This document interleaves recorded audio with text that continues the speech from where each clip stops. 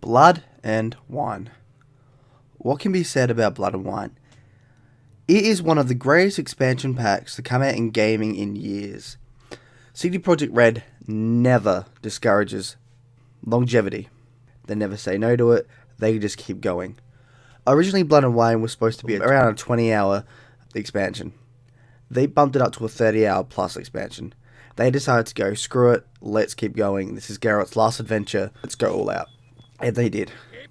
To go into detail about how big this expansion pack is, I played the main campaign, just the main campaign, in about 10 to 12, maybe a bit over, hours. 10 to 12, right? That's about 4 Call of Duty campaigns, give or take. And I'll tell you this right now, that was just the campaign, which is highly replayable with different branching paths in the story, where you can go to different areas and such to meet different characters. But not only that, the side quests, wow.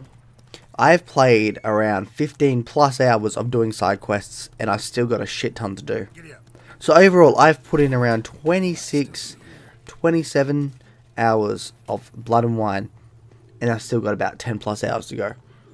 So where does Blood and Wine start? Blood and Wine starts when Geralt gets a letter about meeting some very, very high trained knights to bring him to Toussaint for, Miss Henrietta, who is in the books and had a thing with Dandelion, and they totally had sex a lot. And then something bad happened and she wants to kill him, so that makes sense for Dandelion, really. So you say, yep, I will do it, and it starts off with a bang.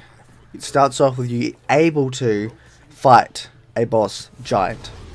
Which, little tip, if you shoot it in the head, in the eye socket, with a crossbow, you kill it one shot and get an achievement. There you go. Blood and Wine starts off very well, and it's very interesting with how it does things. So when you start off, you're in Velen, and you go to the Knights. They're trying to save a town from these bandits. However, this is the interesting part. You can literally talk with them and say, yeah, I don't want to fight, you're just going to make things worse, and they will leave. But you can say, you know what, I want to fight, let's fight. This game literally starts off with, do you want to have a big battle set piece now, or do you want to have a bad set piece later? It gives you the opportunity of choice, which is the one thing the Witcher series has never negated on, and it just works perfectly. The story itself is full of twists and turns and fantastic characters. There are times in this where you think you're doing the right thing, and then later on you'll get sucked out of it and realize you did the worst thing. It's amazing how they do this, and I haven't felt like this since playing Hearts of Stone and the original Bloody Baron quest and the original Witcher 3 storyline.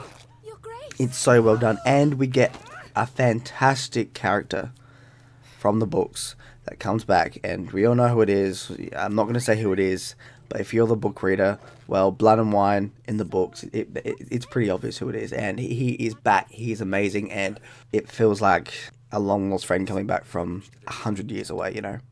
But that's the main story. What about the side quests? Well, the side quests are amazing. I recently did a side quest where you have to take hallucinogenic drugs to help solve somebody's problem with a sort of wraith sort of thing. You and Roach set off to find out what's going on, and Roach has a few things to say. That's all I'm saying about that specific side quest, but all I can say is look for it. It's fantastic. But there's so many other great stories in side quests. There's one where you have to help these people with their vineyard, and you can choose to either help one out, help both out, and then find out what's going on, and in the end you get yourself a lot of money and the possibility of a wine named after you. It's so good.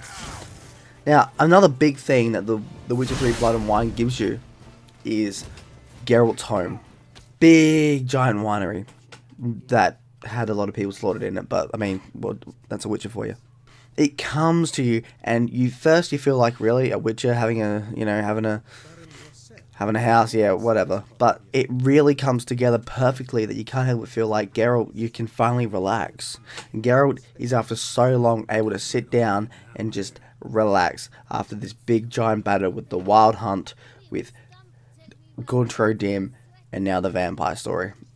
He can now relax, and there is some good benefits too. First of all, you can upgrade it. It looks like shit when you get it, but you can upgrade it with about 20,000-30,000 Aurons, and in the end you got yourself A big, beautiful landscape, beautiful crops, the house is all painted, everything just looks perfect. Another thing is you can go into your house and put in armors, have armors on display, have weapons on display, have paintings on display, which you can get throughout the multiple side quests. You can really make this home feel like home.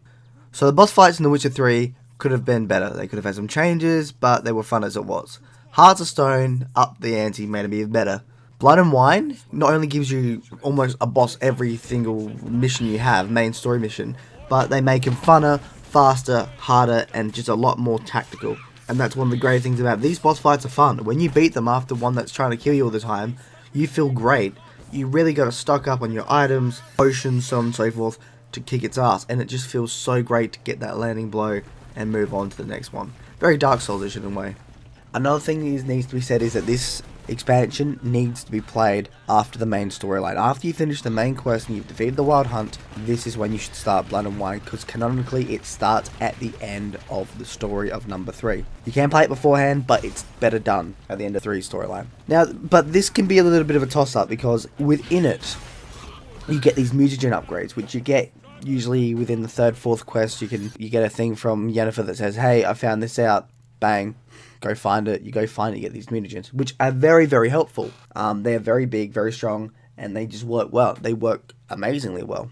The downside is you can't actually get them until you do the Toussaint storyline. Now, I don't know if they transfer over after you do New Game Plus, so you could do a normal game, reach level 36, I believe, go through it, get the nutrient upgrades, do a New Game Plus, and you'd have them still. I don't know. If that happens, then you're probably better off doing that, because they can actually help out quite a bit, especially when you mix them with the Hearts of Stones upgrades, such as the rune words. There isn't much bad things to say about this game. The boss fights are fun and plentiful.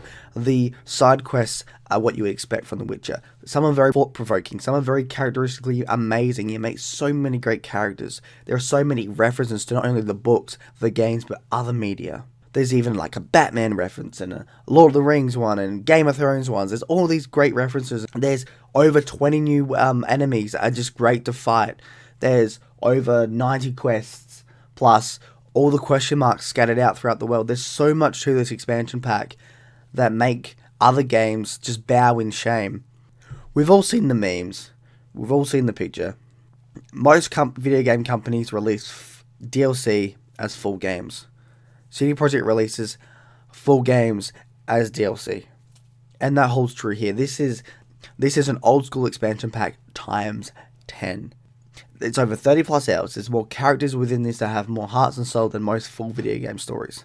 It's got a beautiful open world that just breathes life anew into this fairy tale land, and it all comes together in the end beautifully. This is a must-have. This is a must-buy. If you get this game, buy it within the expansion pack, because not only for, well, Australian, it's $35 for the expansion pack, and I got most of my money out of it in Hearts of Stone, which took me 20 hours to do. All side quests, main storyline. This one so far has taken me 27, 28 hours, and I'm not even finished yet, and I'm redoing the main storyline. So, yeah. This is a 10 out of 10. This is a billion out of 10 type of expansion pack game. I would not be surprised if you could nominate this game for Game of the Year and it would win. This beats 90% of games out there today. It's just amazing what is being brought here. It's a full game disguised and as an expansion pack.